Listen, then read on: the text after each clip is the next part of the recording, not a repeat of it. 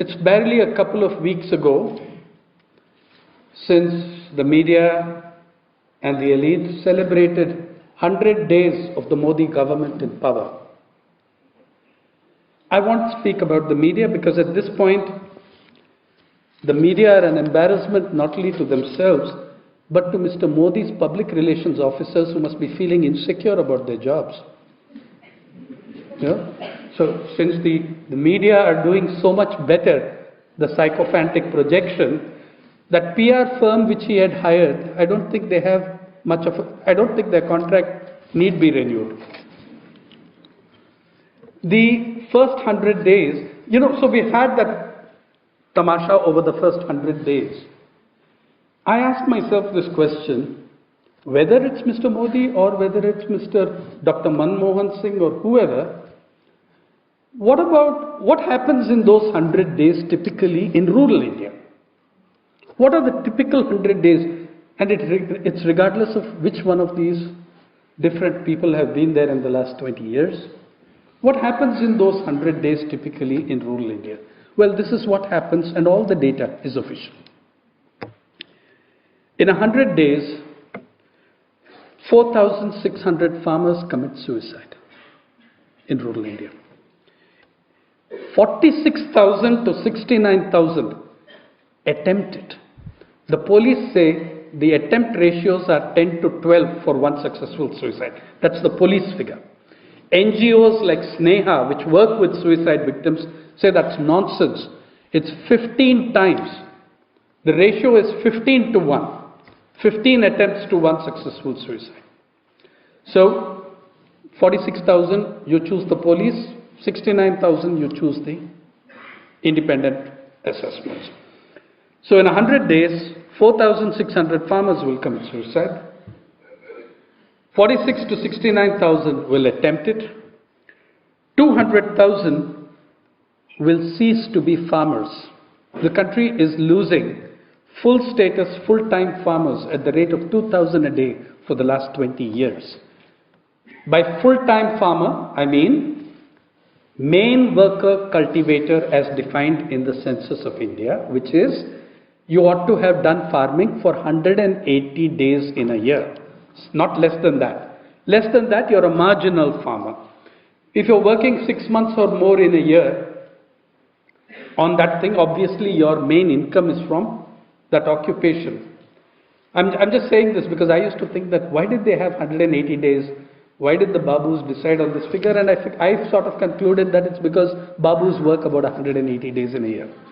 So, but really the figure comes from 6 months shows that you are dependent, mainly dependent on this. So that person is called a main worker cultivator. The population of main worker cultivators has fallen and fallen dramatically. Till 91, it was rising. Till 1991, it was rising. Meaning people with land, it was rising. Between 91 census and 2001 census, the number of full-time farmers fell by 7.2 million. Between 2001 census and 2011 census, the number of farmers declined by 7.7 million. That's a total of 15 million decline in 20 years. You do the math. We're talking, in the last 10 years, we're talking about 2,038 every day. Now, which section is rising? This is in a time of rapidly declining rural population growth rates. The fall in rural population's growth rate is much higher than the fall in the urban population's growth rate. Okay? Especially if you're comparing it to the age states. Though the family size is still much bigger. So 4,600 suicides, 46,000 to 69,000 attempts, all in 100 days. 200,000 farmers will cease to be full-time farmers.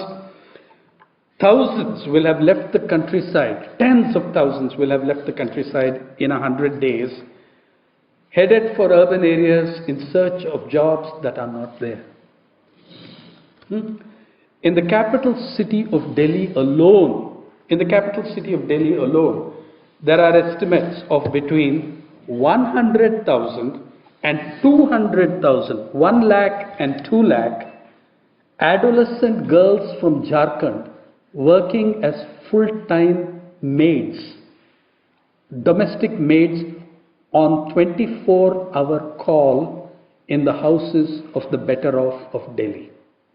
Jharkhand's a very small place. I mean, it's a small population. It does not have a big population. Okay? It took about 20-odd million out of Bihar. That's about all. Between 1 lakh and 2 lakh adolescent girls working. Yeah.